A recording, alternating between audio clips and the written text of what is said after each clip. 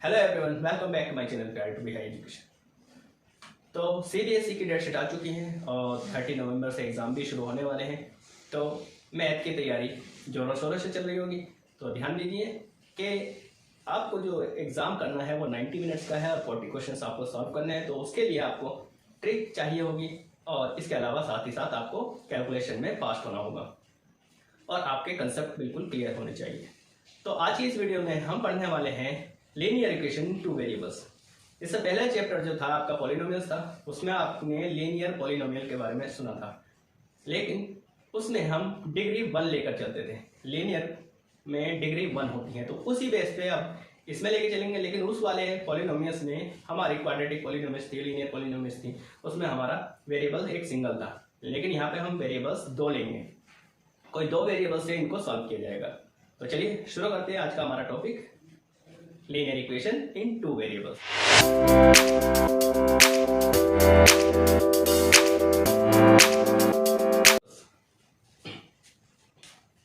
तो दोस्तों हमारा है लीनियर इक्वेशन इन 2 वेरिएबल। जैसा कि आपको नाम से पता लग रहा है, क्या होना चाहिए इसमें? पहली बात तो पहली शर्त ये है कि ये लीनियर होना चाहिए और दूसरी शर्त ये है कि इक्वेशन होना चाहिए। मैंने बताया था आपको इक्वेशन कब होती है, जब 2 साइडें होती हैं इसकी, एक लेफ्ट हैंड साइड और एक राइट हैंड साइड।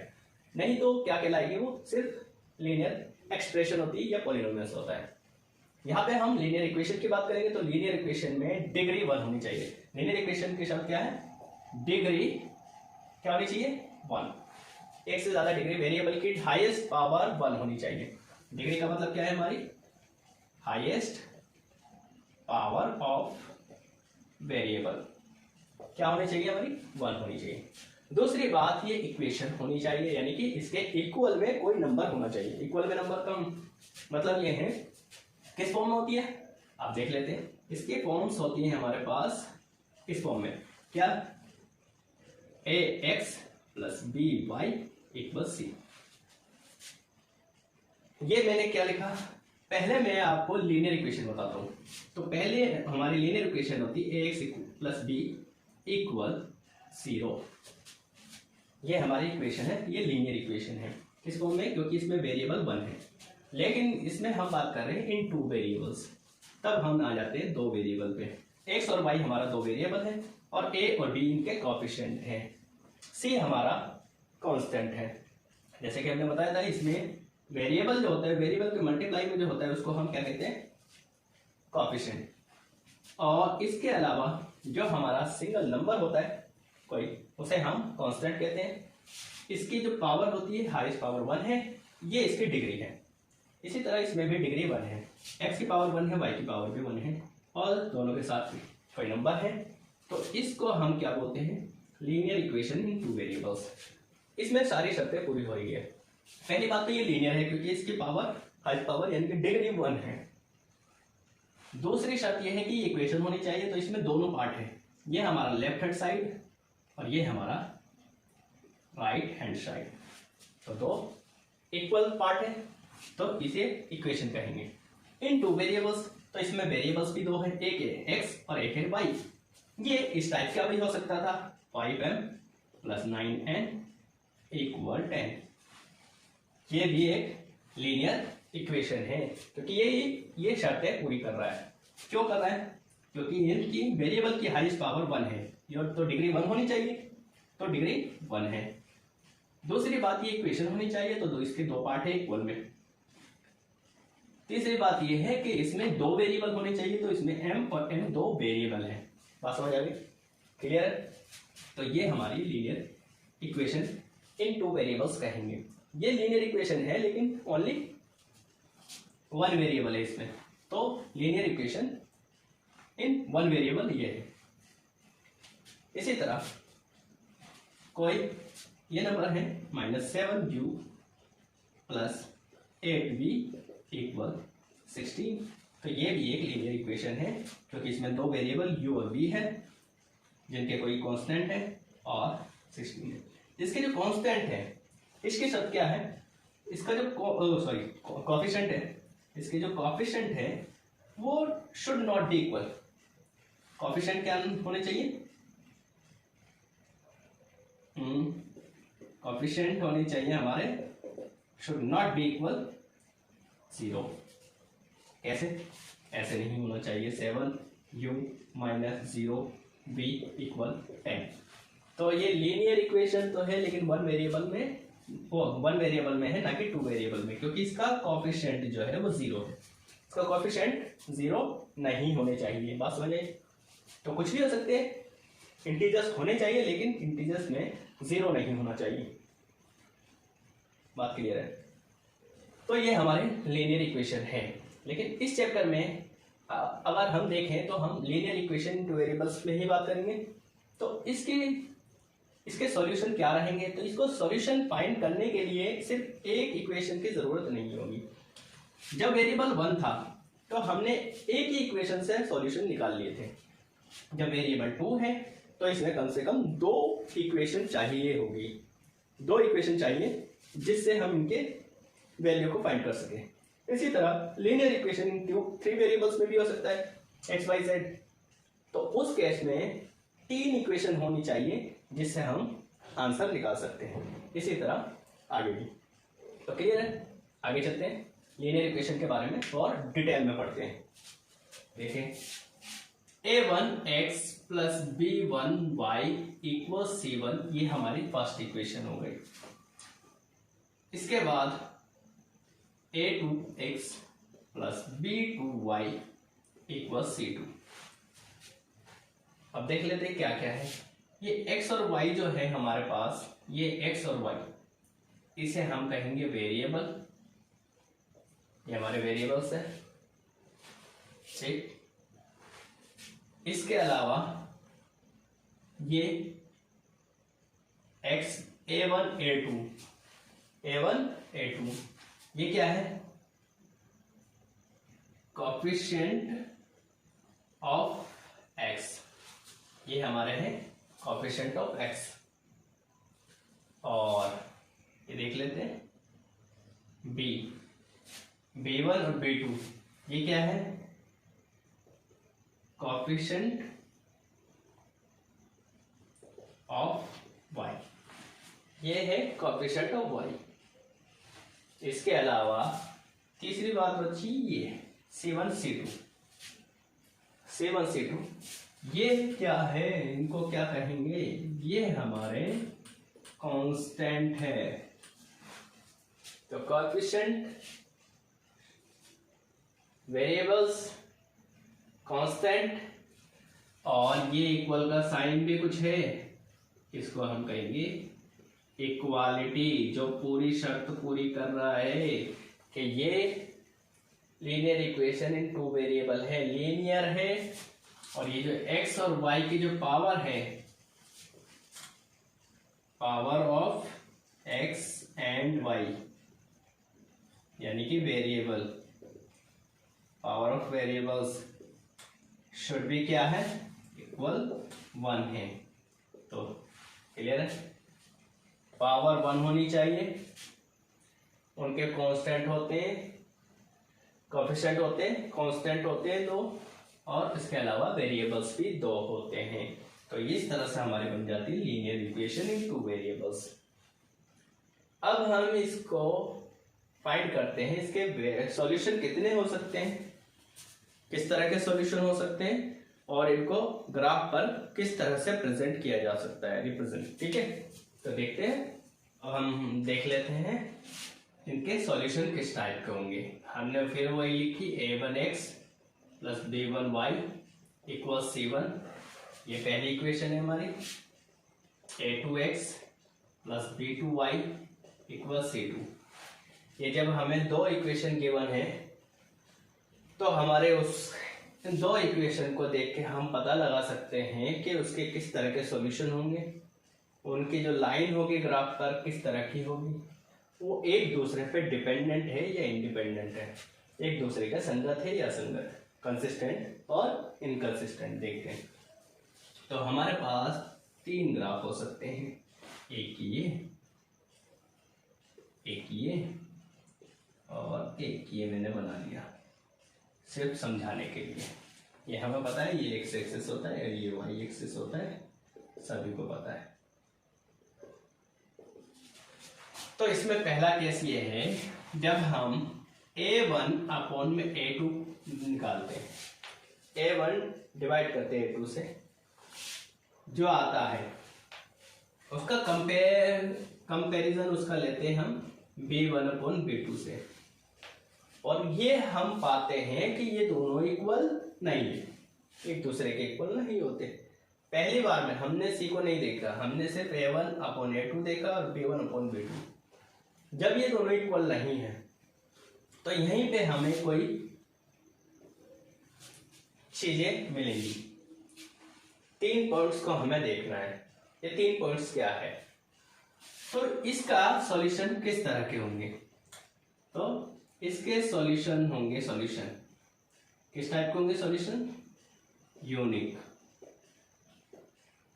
सबसे पहले इनके सॉल्यूशन पे जाना, तो सॉल्यूशन देखते हैं सॉल्यूशन किस टाइप के होंगे, यूनिक सॉल्यूशन होंगे, यानी कि सिर्फ और सिर्फ एक ही सॉल्यूशन होगा, उसके अलावा कोई सॉल्यूशन उसका नहीं हो सकता। फिर सॉल्यूशन के बाद देखते हैं कि सॉल्यूशन के अलावा क्या हो सकता है इसमें। दूसरी बात होगी ये लाइन जो होगी वो इंटरसेक्टिंग लाइन होंगी। ये दोनों लाइन इसका ग्राफ बनाते हैं इस तरह से और इस तरह का ग्राफ बनाते हैं इस तरह से, तो कहीं पर एक्स एक्सिस पे ये काटता है, वो सॉरी एक दूसरे को इंटरसेक्ट करते हैं किसी एक पॉइंट पे। इसकी लाइन और इसकी लाइन कहीं ना कहीं पर भी किसी एक जगह पर तो इंटरसेक्ट जरूर करेंगी ये दो लाइन, और वही उसके आंसर होंगे। ये क्या आंसर होंगे इसके, इसको मैं जोड़ता हूं और इसको जोड़ता हूं, तो ये x की जो यहाँ वैल्यू है वो x की वैल्यू होगी, x की वैल्यू, और जो y की वैल्यू यहाँ होगी वो y की वैल्यू रहेगी। तो x को जब एक्सेस को जहां कट कर रहे हैं x और y के कोऑर्डिनेट जो होंगे यही इसके आंसर होंगे, x और y के कोऑर्डिनेट इस पॉइंट पर, इस पे इंटरसेक्टिंग पॉइंट पर। क्लियर है। तीसरी बात क्या है, तो ये किस टाइप के हैं, जब इसके सॉल्यूशन है तो ये कंसिस्टेंट है, इसको हम कहते हैं कंसिस्टेंट, संगत। तो हिंदी में कहते हैं कंसिस्टेंट, संगत है। दूसरी बात इंटरसेक्टिंग है, यानी कि प्रतिच्छेदी रेखा है। यूनिक सॉल्यूशन है, केवल और केवल एक सॉल्यूशन है, उसके अलावा सॉल्यूशन नहीं है। ये 3 बातों को आपको देखना है कि किस तरह से, तो हम ये समझ सकते हैं हमारा ग्राफ क्या रहेगा। केस 2, जब हमने a1 को a2 से डिवाइड किया, जो वैल्यू आई, फिर b1 और b2 को डिवाइड किया और ये दोनों इक्वल हो गई, ये दोनों इक्वल हो गई, a1 upon a2 b1 upon b2 के इक्वल हो गई। तब हमें तीसरे पॉइंट पर भी जाना है, तब हमें सी को भी देखो, जब इक्वल नहीं होती तो डायरेक्टली हमें आंसर बता देंगे, सी की जरूरत ही नहीं है।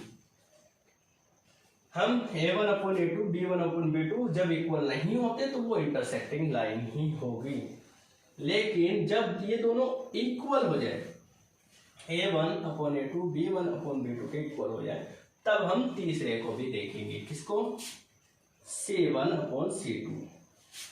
अब कंपैरिजन करेंगे तो 2 केस हो सकते हैं, या तो ये इक्वल हो सकता है, तो तीसरा case a1 upon a2 equal है b1 अपॉन b2, लेकिन इक्वल नहीं है c1 अपॉन c2 के, ये दूसरा केस हो सकता है। तो इसमें 2 केस हो गए, या तो इक्वल हो जाए c1 अपॉन c2 के, ये इक्वल ना हो।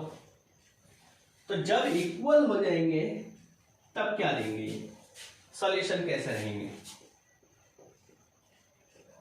सॉल्यूशन कैसे रहेंगे, जब इक्वल हो जाए। तो जब इक्वल हो गए तो इसका मतलब क्या है, इसमें किसी एक नंबर का मल्टीप्लाई होगा।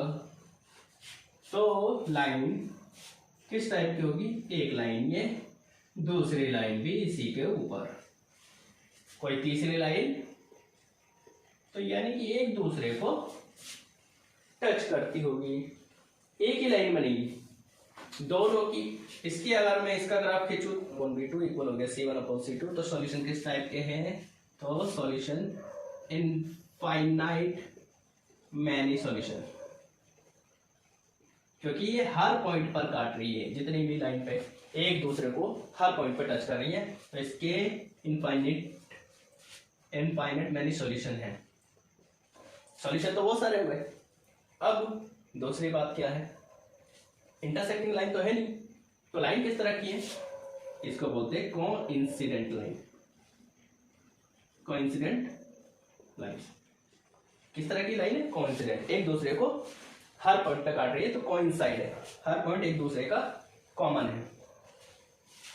तीसरी बात, कंसिस्टेंट है क्या, यह सॉल्यूशन तो है इसका, तो कंसिस्टेंट है, ये भी कंसिस्टेंट है, संगत। बात हो जाए, हिंदी में चाहो तो याद रखना, संगत, जो हिंदी का बच्चा है तो उसे याद रहेगा, कंसिस्टेंट यानी संगत है। तीसरे केस में जब इक्वल नहीं होता तो क्या होता है, सॉल्यूशन कैसे, सॉल्यूशन क्या लेंगे भाई, नो सॉल्यूशन, नो सॉल्यूशन, इसका कोई सॉल्यूशन नहीं होगा। क्यों नहीं होगा, क्योंकि इसकी लाइन कैसे बनेगी, ऐसे पैरेलल, एक दूसरे को इक्वली डिस्टेंस पे जाती रहेगी, एक दूसरे को कभी भी आगे जाके भी नहीं काटेगी, पैरेलल चलती रहेगी। तो लाइन किस तरह की है हमारी, इंटरसेक्टिंग नहीं है, कोइंसिडेंट नहीं है, क्या है, पैरेलल, पैरेलल लाइंस। ठीक है, यहाँ पे इंटरसेक्टिंग लाइंस है, यहाँ पे कोइंसिडेंट लाइंस है, और यहाँ पे पैरेलल लाइन है। तो जब पैरेलल है तो एक दूसरे को किसी पॉइंट पे काटेगी नहीं, और जब एक दूसरे को किसी पॉइंट पे काटेगी नहीं तो कोई सॉल्यूशन नहीं होगा। जहां पर काटती है वही तो सॉल्यूशन होता है। ये सब जगह काट रहे हैं तो बहुत सारे सॉल्यूशन है, ये एक जगह काट रहे हैं तो केवल एक सॉल्यूशन है, या कहीं नहीं काटेगी तो इसका कोई सॉल्यूशन नहीं है। तो ये कंसिस्टेंट है, तो ये क्या है, इनकंसिस्टेंट।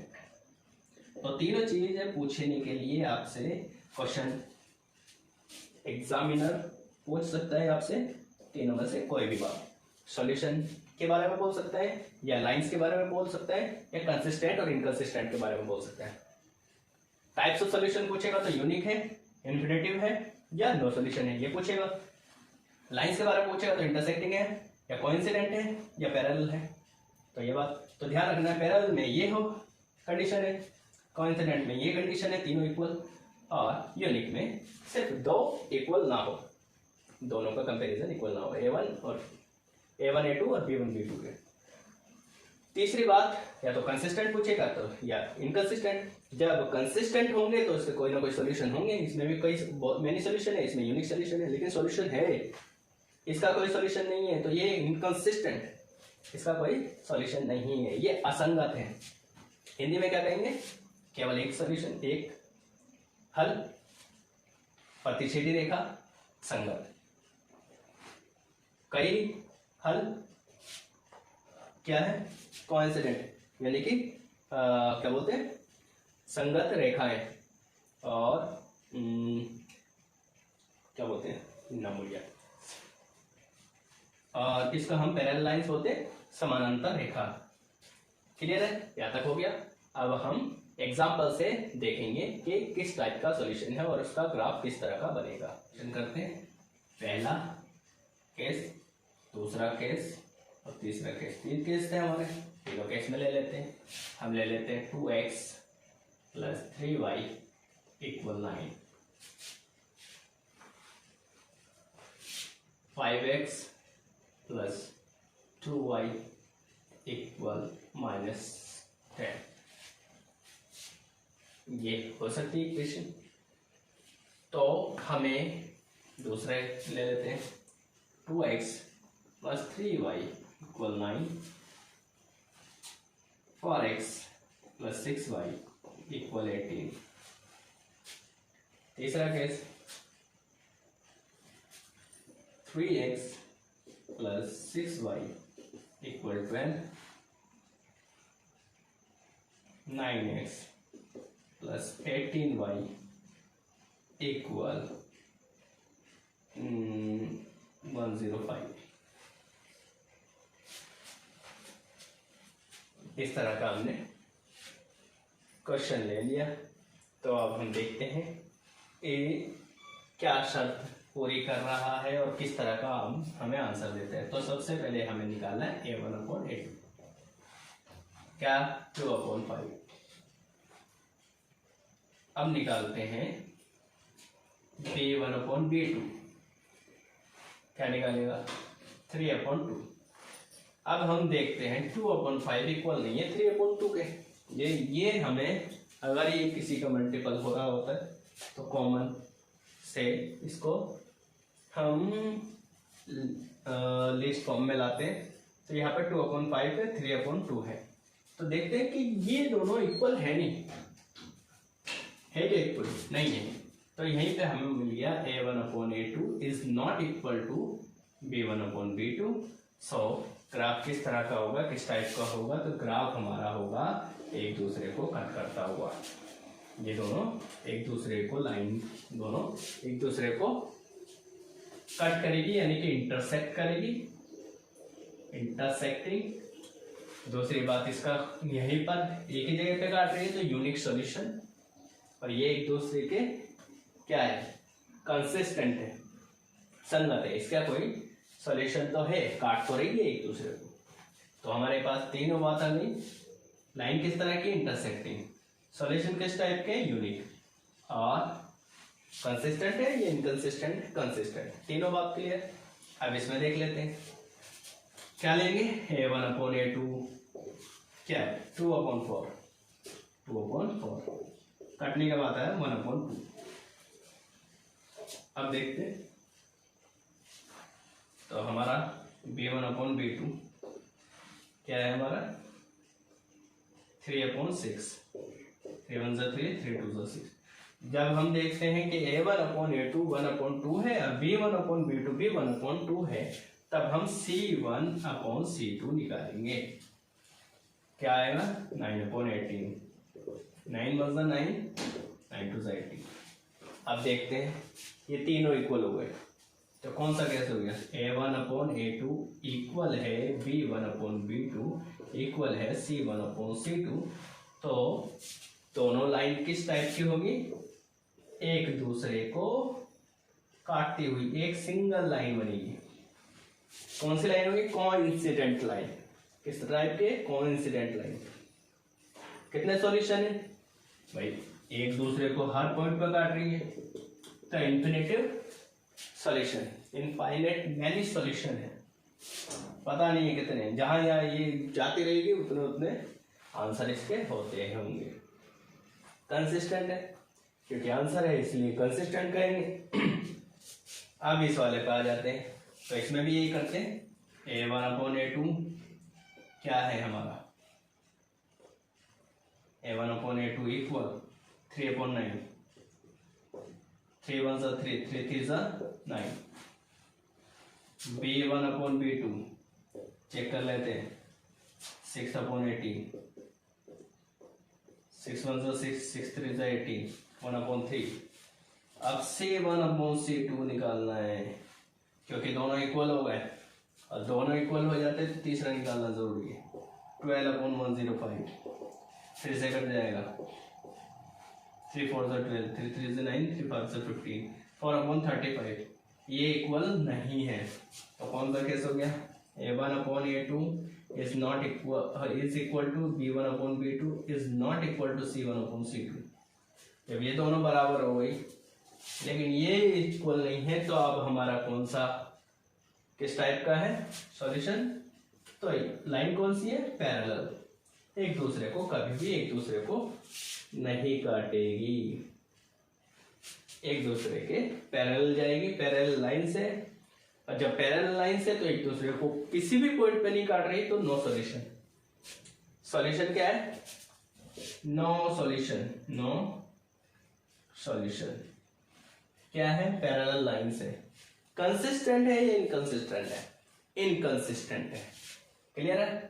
तो ये हमारा हो गया पूरा।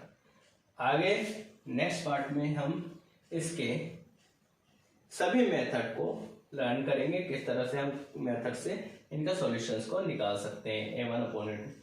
लेकिन मैं आपको एक बात बता दूं, लीनियर इक्वेशन के जब हम सॉल्यूशन निकाल रहे हों तो दो इक्वेशन की जरूरत पड़ेगी, लेकिन अगर कोई लीनियर इक्वेशन दो वेरिएबल में है, कोई सिंगल इक्वेशन है ये, तो इसके इन्फिनेटिव मैनी सॉल्यूशन होते हैं। ax plus B Y equal C, इसके आंसर क्या है? तो इसके मैनी सॉल्यूशन है। x का 1 रखो तो y के कोई वैल्यू होगी, x 0 होगा तो y की कुछ और वैल्यू आएगी, x -1 होगा तो y की कुछ और वैल्यू आएगी। तो ये इन्फिनेटिव मैनी सॉल्यूशंस होते हैं किसी एक लीनियर इक्वेशन के, linear equation in two variable के। और दो इक्वेशन के तो हमने देख ही लिए, दो इक्वेशन के किस टाइप के सॉल्यूशन हो सकते हैं। हो सकता है कुछ भी ना हो सकता है एक सॉल्यूशन हो, और हो सकता है मैनी सॉल्यूशन हो। क्लियर ये बात? तो आज का हम अपना टॉपिक यहीं समाप्त करते हैं। नेक्स्ट पार्ट में इससे आगे करेंगे और अच्छे तरह से करेंगे, सॉल्यूशन फाइंड करेंगे, मेथड को सीखेंगे और कंसेप्ट को क्लियर करेंगे। तो ये कंसेप्ट आपको क्लियर होना चाहिए ताकि आप शॉर्ट में बहुत आसान तरीके से फाइंड कर सको। तो आपको कुछ नहीं देखना, आपको इक्वेशन देखनी है और इसी को 2/5 देखना है, 3/2।